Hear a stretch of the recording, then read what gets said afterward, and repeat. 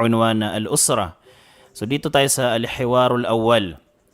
Sa umpisa ng al-wahdatu thaniya ng chapter 2 ay nag-umpisa kaagad sa al-hiwar. Automatic first conversation kaagad sa lesson 2 dito sa chapter 2 ay patungkol sa al-usra. So ang atin pong instructions ay unzur, wastami' wa a'id. Unzur, ibig sabihin ay tingnan mo ng mabuti ang mga nakasulat dito. Pagmasdan mo ng mabuti ang mga nakasulat dito sa aklat. Pangalawa, wastami', pakinggan mo ng mabuti at makinig ng mabuti. Ibig sabihin ng istami', magkaiba yung isma' at saka istami'. Yung isma' mula sa sami'a na fi'lul madi, past tense or pang nakaraan na sami'a. Ibig sabihin ng sami'a, nadinig. At yasma'u ang kanyang present tense. Yasma'u, kasalukuyang kasalukuyang nadinig. Kapag sinabi nating command tense, isma', okay? Ibig sabihin ng isma', pakinggan mo. Pag sinabi nating istama'a, yastami'u, istami', iba po yun. Istama'a, ibig sabihin ay kanyang pinakinggan na may kasamang konsentrasyon. Okay? So kapag sinabi natin sa command tense, fi'lul amr, kapag sinabi natin istami' ay makinig kang mabuti. Makinig ng may kasamang pag-focus or concentration. Yun po ang ibig sabihin ng, yun po ang farq, yun ang kaibahan ng isma' at saka istami'. Isma', importante ay napakinggan mo, nadinig mo. Okay? Pero kapag istami', kailangan pakinggan mo na may kasamang concentration.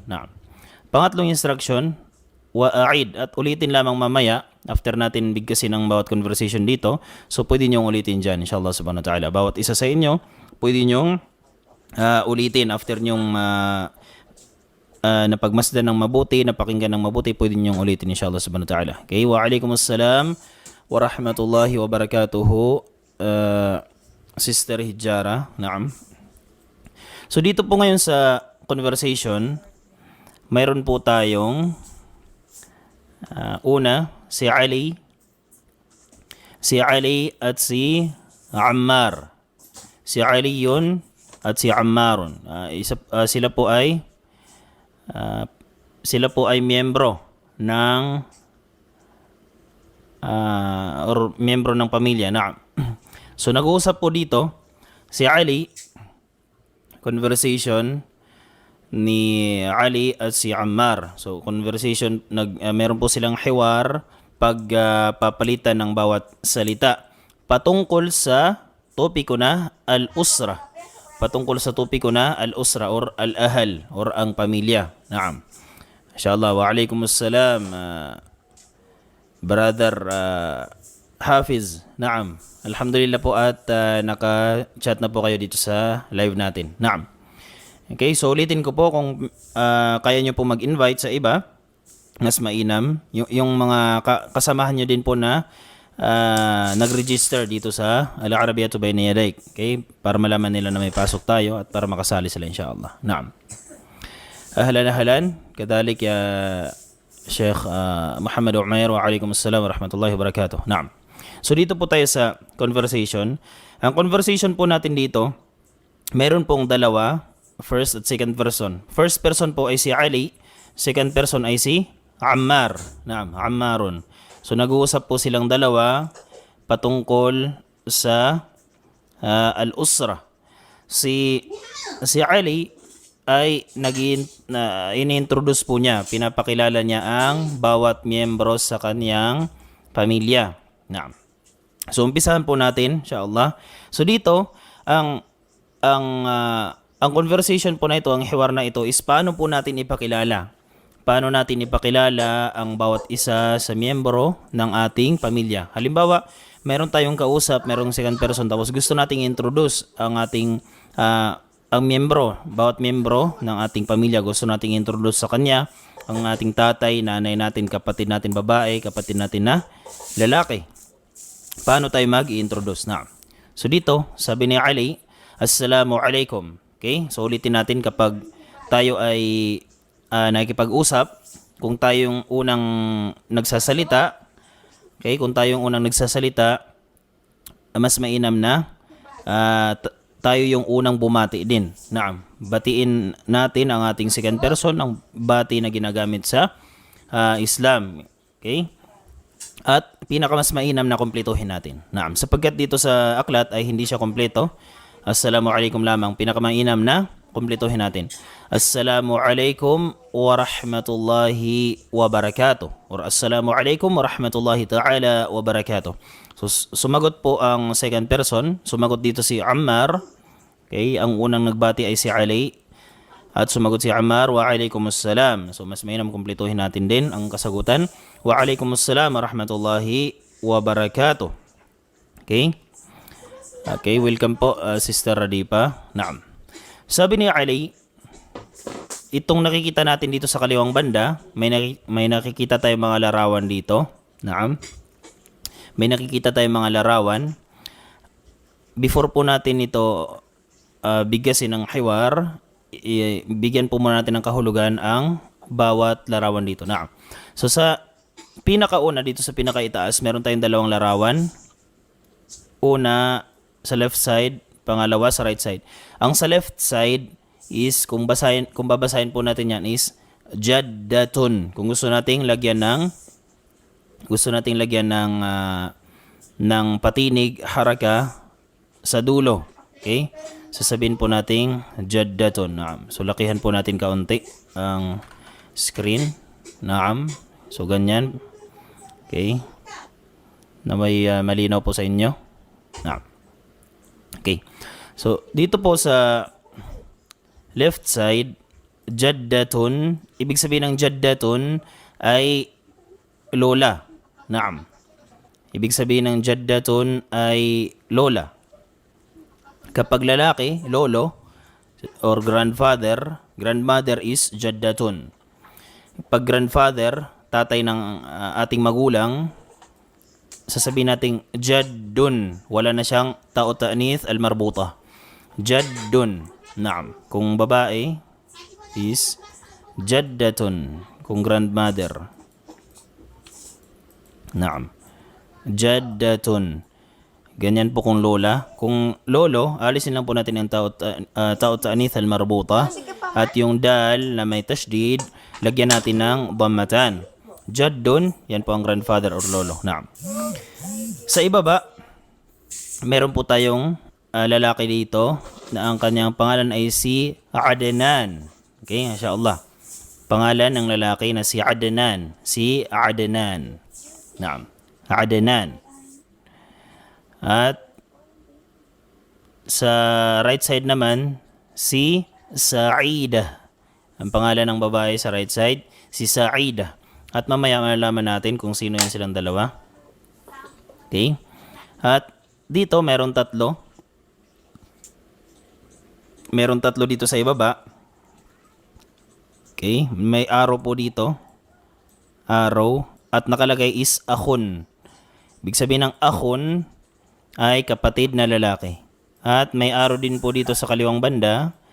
Nakalagay po dito is ukhtun. Ukhtun is kapatid na babae.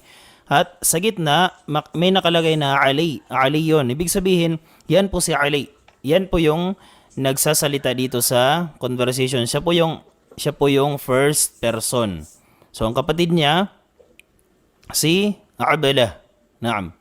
At si Isa, ang lalaki. Kapatid niyang babae, si Abela.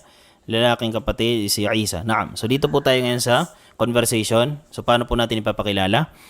So, nagsalam po si Ali. Assalamu alaikum wa rahmatullahi wa barakatuh. At sumagot po yung second person, si Ammar. Wa alaikumussalam wa rahmatullahi wa barakatuh. At si Ali po ang unang nagpakilala. Sabi niya, Hadhihi suratu usrati. Hadhihi suratu usrati. Sabi niya, Itong nakalagay daw po dito sa left side, ito yung larawan ng aking pamilya. Hadihi suratu usrati. Hadihi suratu usrati. Okay, sura is larawan.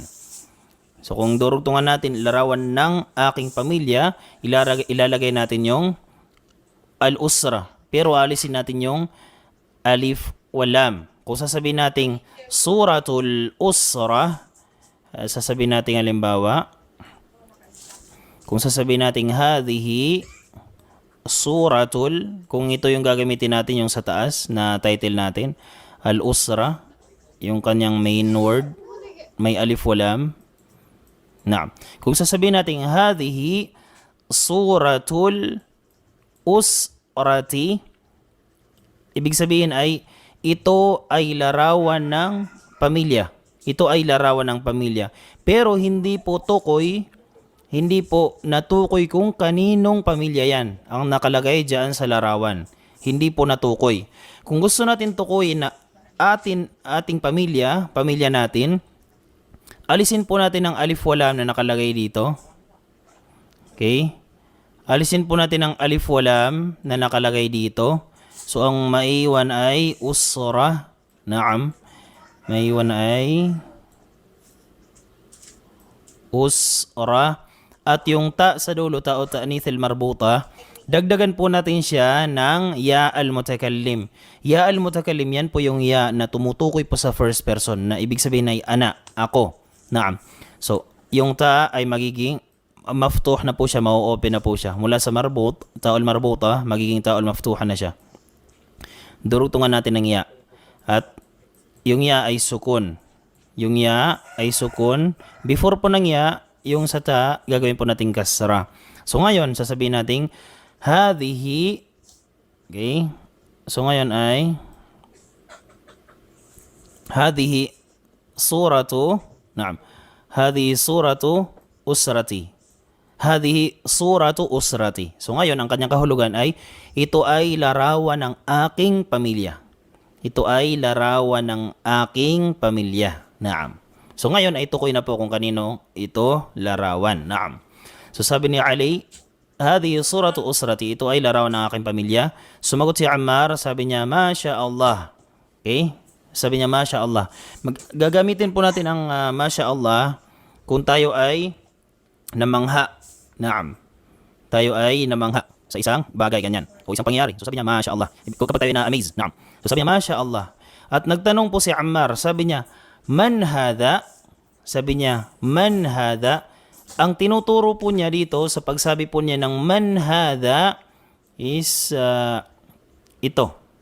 Ito po ang kanyang tinuturo. Naam. Yan po ang kanyang tinuturo. Nang nagsabi siya ng Man hadha, ibig sabihin ng Man hadha, sino yan? Kung lalaki kung ang tatanungin natin ay lalaki, kung ang tinuturo natin ay isang lalaki, ang gagamitin natin ay hada. Sapagkat ang hada ay ismu isyaratin liqaribil mudhakkar salim aqilan aw ghayra aqil. Ibig sabihin ng hada, ismu isyaratin, yan po ang ginagamit nating isim para sa pangtukoy or panturo ng malapit sa atin na bagay man or tao. Naam. Ibig sabihin ng aqil, mayroon man siyang, ibig sabihin is living things man siya or non-living things. Importante ay malapit lamang sa atin. Ibig sabihin, ito or yan. Naam. So, nagtanong si Ammar, sabi niya, sino yan? Sino yan? Ito ang kanyang tinuturo, itong may arrow. At sumagot si Ali. Naam, sumagot si Ali. Sabi ni Ali, Hada, sabi niya, Hada walidi Adnan wa huwa muhandisun. Naam. So dito po tayo muna sa walidi. Kapag sinabi nating walidun, naam. Kapag sinabi nating walidun, ang kahulugan po niya ay ama, walidun, or abun. Pareho lang po sila. Kapag sinabi nating abun or walidun, ang kahulugan po niya ay ama. Ngayon, paano po natin sasabihin na ama ko or aking ama? ang gagawin po natin, kagaya po ng ginawa natin kanina sa usrati, maglalagay po tayo ng ya al-mutakallim. Maglalagay po tayo ng ya sa dulo, ya al-mutakallim na ang kanyang kahulugan ay ako, kahulugan ay ana. At yung ya, gagawin po natin siyang sukun. At before po ng ya, ibig sabihin yung dal. Before po ng ya, always po siya kasra. Always po siya kasra. So alisin po natin ang dhammatan. Naam. Alisin po natin ang dhammatan. Okay? So alisin na po natin dito yung dhammatan. So kapag sinabi nating walidi, ibig sabihin ay aking ama. Walidi, aking ama. Naam. So dito, sabi ni Ali, hadha walidi, yan ay aking ama. Yan ay tatay ko. Na si Adnan. Si Adnan ang kanyang pangalan. Wahuwa, at siya, kapag sinabi natin siya na isang lalaki, third person, huwa ang gagamitin natin. Wahuwa muhandisun, at siya ay engineer or siya ay inhinyero. Naam. So may katanungan po dito si Sheikh Hanif. Salam, paano natanggal ang al at ta'rif at anong dahilan? Naam. So ganito po 'yan. Kapag ang isang salita ay meron po siyang alut ta'rif, kasi ang tawag dito sa alif walam po na nakalagay dito sa umpisa, kagaya po kanina sa al-usra, ang tawag po sa kanya ay alut ta'rif. Ibig sabihin ng alut ta'rif, siya po yung alif walam na pinapasok po natin sa isang salita para maging definite ang isang salita. Ibig sabihin ng definite, known, kilala natin, may specific, particular na tinutukoy natin na bagay or tao man or pook o ano paman na pangalan na may specific or particular na tawag sa kanya. Naam. So kapag nakalagay ang alif walam sa isang salita, ibig sabihin siya ay definite. Naam. Siya ay definite noun or siya ay known. Naam. Ngayon, kung lalagyan po natin ang isang salita, ang isang salita na may alif walam, kung lalagyan po natin siya ng tinatawag na dhamir. Dhamir, ibig sabihin ng dhamir ay personal pronoun na tumutukoy sa atin. Pwedeng tumutukoy sa atin na first person, tumutukoy sa iyon na second person, or tumutukoy sa third person. So kung halimbawa sa first person, kagaya po ng ya, ito po ay halimbawa ng dhamir na tumutukoy po siya sa first person na ang kahulugan ay ana, ako. Naam. Na ang kahulugan ay ana or ako. Kapag idurugtong na po natin ang dhamir or personal pronoun doon sa isim, sa salita na mayroon po siyang alif walam, kailangan po na alisin natin ang alif walam. Kailangan na alisin natin ang alif walam sapagkat yung ya o sapagkat yung dhamir, kahit anong dhamir, first person, second person, or third person, sila po ay ginagawa po nilang definite yung isang salita. Ginagawa nilang definite noun. Ngayon, sa wikang Arabic, hindi po pwedeng magsama yung dalawang definite. Ibig sabihin, dalawang palatandaan ng ma'rifa, hindi po pwedeng magsama. So, ang rule sa wikang Arabic, al-ma'rifatu la tu'arraf. Kapag siya ay definite na, hindi na siya pwedeng gawing definite. Maliban na lang, alisin natin yung isang palatandaan na pumasok sa kanya, kaya siya naging definite. So kanina, halimbawa, al-usratu, so definite siya doon. So kung gusto nating gawing pamilya ko, kailangan ang unang kondisyon, alisin muna natin yung al para maging indefinite muna siya. Gawin natin muna siyang indefinite bago natin ipasok yung dhamir para maging definite naman siya uli. So hindi pwede na hindi natin alisin yung al at durugtungan natin ng ya. So sasabihin natin hadhihi suratul usrati, hindi pwede sapagkat magiging dalawa na ang palatandaan dito ng definite. So magiging double na. Kailangan alisin yung isa. Naam. So kung pipili na lang tayo, may iwan ba yung alif walam or alisin natin ang alif walam, papalitan natin ng gusto nating dhamir, personal pronoun. Pang first person ba, second person, or third person. So dito sa ano natin, sa aklat dito ngayon sa pinag-aaral natin dito sa pahina, kasalukuyang pahina. So tumutukoy po siya sa first person. Kung hayaan po natin na yung alif walam lang ang ilalagay natin doon, yung alif walam, hindi po tayo maglalagay ng ya, so hindi po matutukoy kung kanino pamilya yan. Alam lang natin na ito ay picture ng o larawan ng pamilya pero hindi tukoy. So kung gusto natin tukoyin, alisin muna natin yung alif walam na naging dahilan kaya naging definite bago natin. Assalamualaikum warahmatullahi wabarakatuh. I am Rohana A. Salik from BSCD 1A. So, sa video na ito is may nakuha kong bagong salita sa Arabic. Ito ay jaddatun, jadun, akon, okton, waladun, sura, and saida. Ang jaddatun, meaning nito ay lola. Ang jadon ay lolo. Akon, kapatid na lalaki. While ang okton naman ay kapatid na babae.